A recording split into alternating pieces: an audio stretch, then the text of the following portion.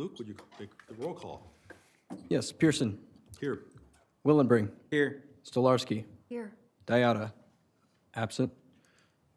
Macaulay, Here. Campbell. Present. Thank you. We're looking at the approval of minutes from the December 1st meeting. Does anyone have any comments or corrections to make? I have just one. The adjournment time shouldn't be 6:30. I honestly don't recall, so Well, Later than we didn't 6:30. start until 7, so I'm thinking That's a good catch. Yes. we'll call that to their attention and say 7:30 probably. probably. Otherwise, I thought it was okay. Anything else? I'd ask for a motion to accept as presented. So moved. Second. All those in favor? Aye. All those opposed? Thank you very much. New business, the Jarman development, take 5. Luke, your report, please. Thank you. And if we can bring the screen up here.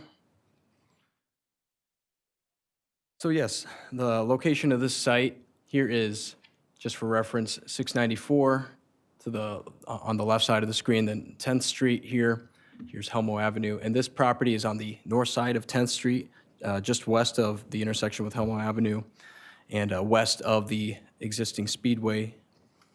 So this property is currently vacant, and it consists of about 1.5 acres. To the north and west of this site is a city-owned outlot which contains wetland. And the purpose of this request, it's for a site plan and a preliminary and final plat. It's to enable commercial development on the property, and 2 lots would be created through the subdivision, with the east lot being developed for an oil change business, and then the west lot will be developed at a later time. So this site is zoned C2, and that is community commercial. So here's a look at the subdivision plat. Again, the site will be accessed off 10th Street. There is an existing access easement for the Speedway property for this existing drive. Both lots are approximately 3/4 of an acre in size. And there is an existing drainage and utility easement on the west and kind of northwest portions of this property. As part of the subdivision request, a park dedication payment will be required. So here's a look at the site plan. And again, only the east lot is being developed at this time. Future development may occur on the western lot. But just a few key highlights of the site plan. So this building for Take 5 is approximately 1,700 square feet.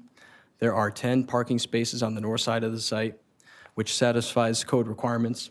For stormwater management, that will be managed on the western lot here that is currently vacant. And the developer must obtain permits and approvals from the South Washington Watershed District for the stormwater provisions. For trash enclosures, those will have to be properly screened, and there is one up towards the north part of this site that's being developed here. And landscaping requirements, they have been met for the site plan. One thing that was not met in the initial site plan application is the photometric plan. It exceeded the foot candle requirement for site lighting as the light shines on the edges of the property. So that will have to be revised. That's one of the conditions of approval in the resolutions. Signage will include a wall sign on the building, and also there will be a freestanding sign here in the northeastern portion of the site.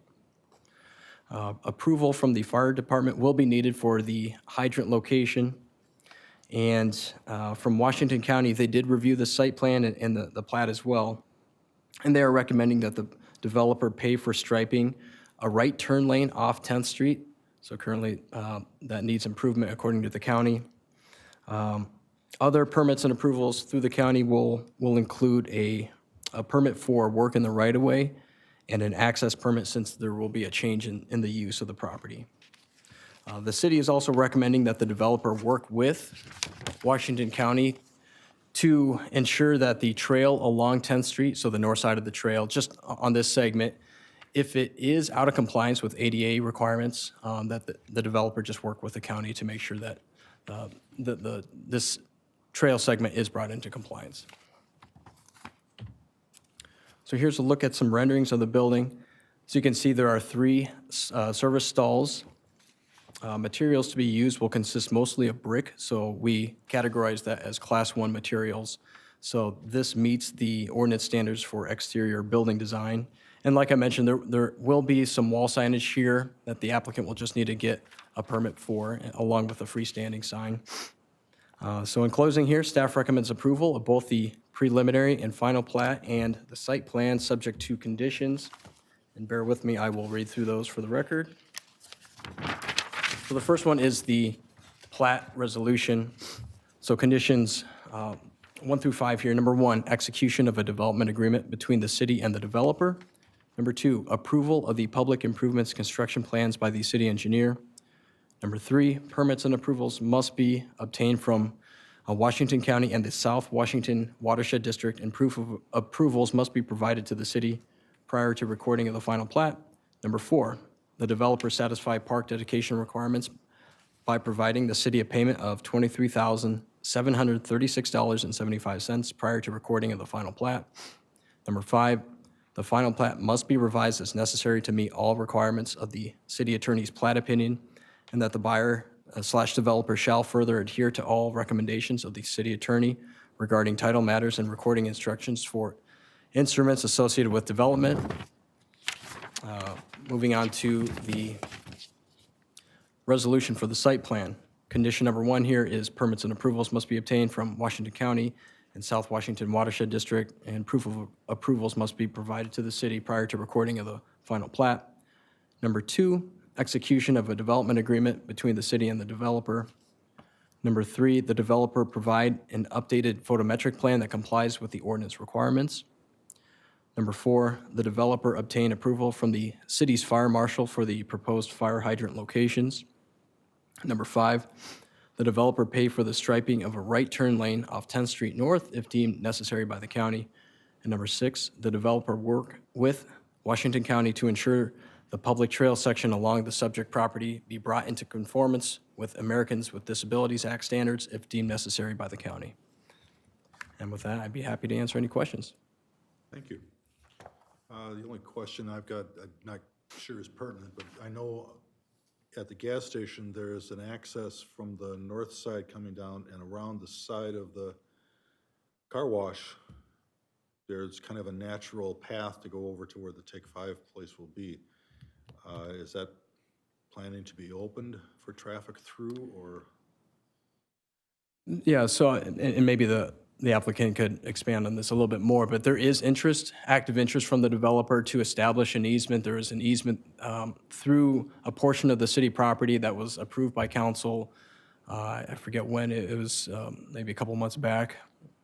But as proposed in the site plan, if I can bring that up, there's nothing being proposed here for access to, or utilizing the Speedway property there with the access on the north side of this site.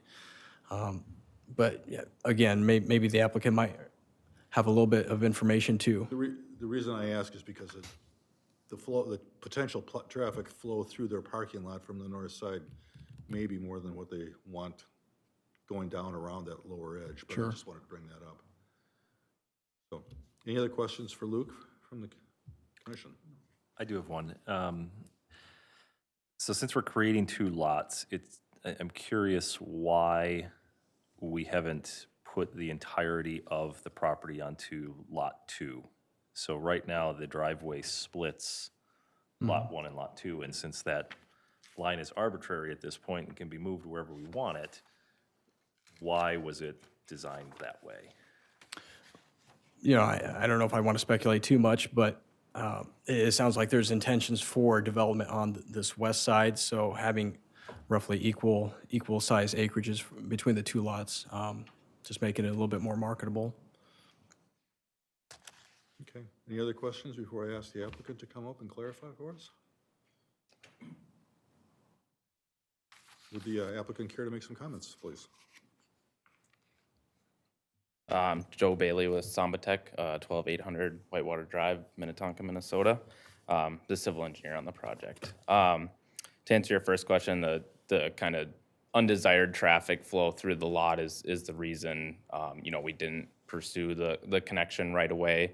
That's subject to if the city deems it necessary or things like that, but that is kind of the reasoning, as that's kind of the traffic flow for the Take 5 will come through the north and then they'll exit out the south end. So that's kind of where cars will stack as they're waiting to get into the oil, to get their oil changed.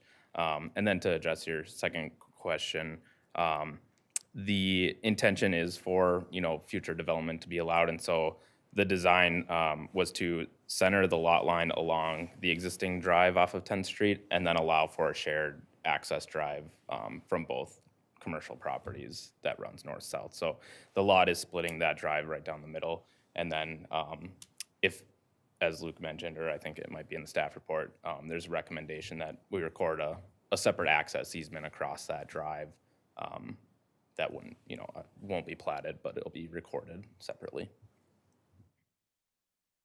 So that would end up being like a mini frontage road for the three businesses that could potentially be there. Correct, yep.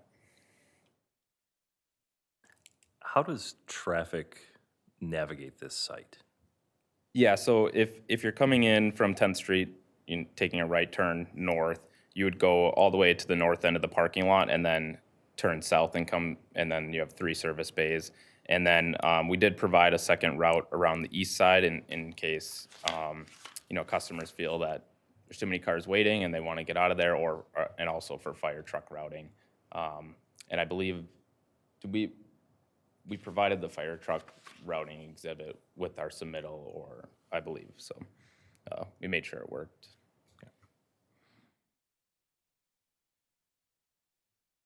Anyone else have any questions? And I guess just my last question. So the whole, as I was looking online, the whole premise of this business is, it's kind of that quick service lube. You pull in, you stay in your vehicle. So we're not expecting people to park, get out, walk over to the Speedway. Correct. There's no interior lobby or anything like that. I think, the last couple of years, a lot of the oil change places have turned to, you stay in your car. So that's the whole premise of this business is stay in your car. So there's, I think, a bathroom for, employees and internal storage and things like that, but that's about it.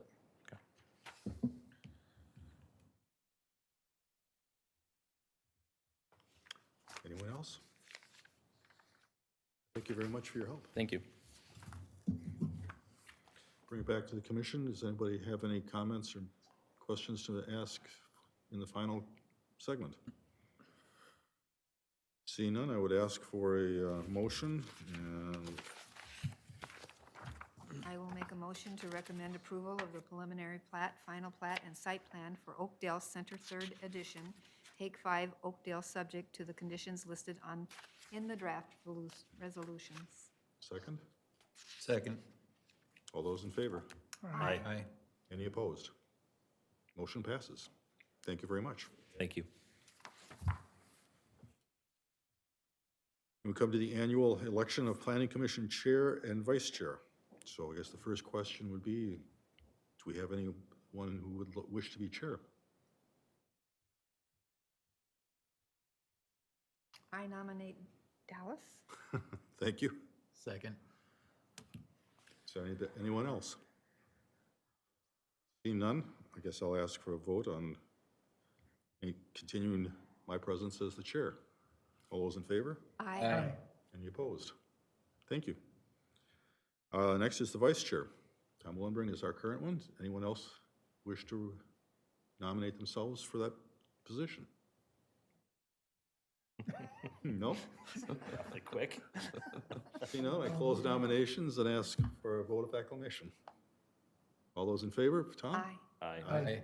All opposed? Tom, welcome back for another term. Thank you very much. That brings us to the other proposed Shorewood Overlay Zoning District. Luke?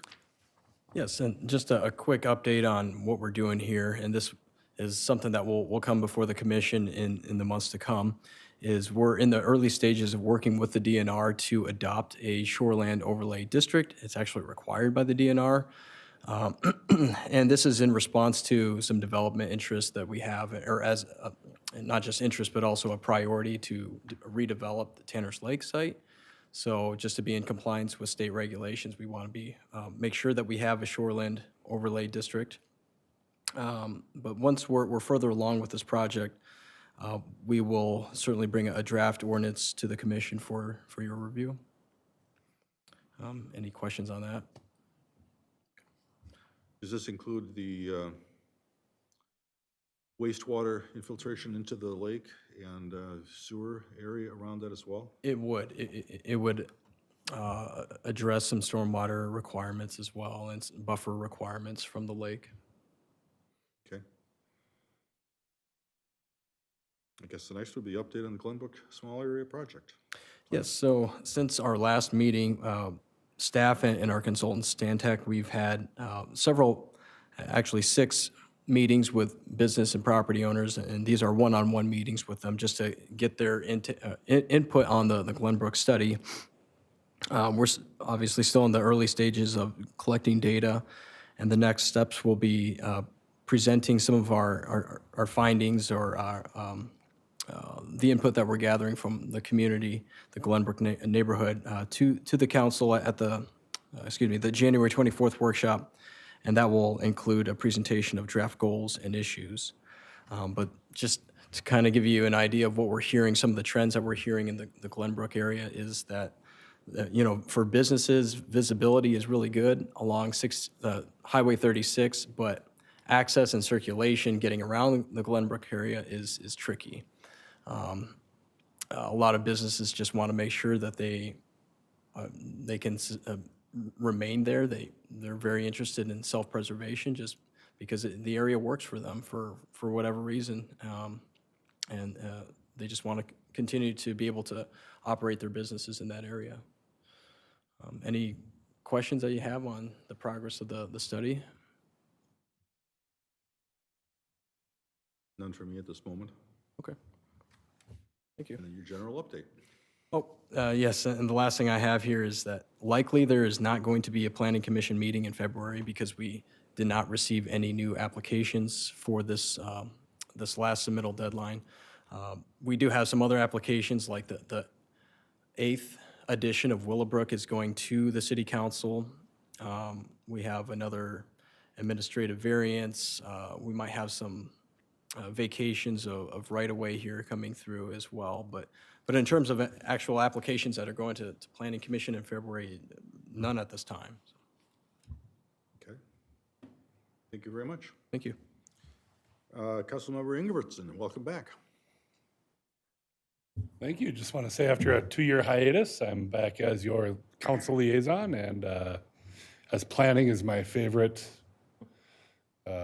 Everybody's favorite. My favorite topic. I'm glad to be back, and I hope to stay for the duration of my time on the council. So, not that I didn't like parks, but planning's fun. It is. So. You guys rotate? Well, we just kind of do. You know, there's nothing set in stone. We talked about it 2 years ago. There'd never really been any rotating before a couple of years ago. Everybody just kind of stayed where they were at. But for some reason it came up and we thought it was a good idea, and you know, now there's some turnover. We will likely be appointing somebody to the council here in the not too distant future. So Would that be Swedenborg or not, or what's that? would that be Councilman Swedenborg or not? We have not determined that yet. Okay. We will. She was the next in line in the voting. I just assumed she would be. Yeah, there is nothing in the ordinance stating that that's a formality per se. But we haven't decided how we're going to proceed with that yet, so we'll stay tuned. And Special election or? anything's possible at this point, hasn't been discussed. But I will tell you, I believe it is going to be on our workshop agenda January 24th. So If you're interested, you know, in finding out what's going on, I would encourage you to attend. So, other than that, that's all I have. I don't have anything planning related. I think Luke pretty well covered it. Any questions? Not at this time, I guess. All right. Thank you. At this point, I guess I call for a vote on adjournment. All those in favor? Aye. Aye. Any opposed? We stand adjourned. I'll note the time, Oh, just- not 6:30.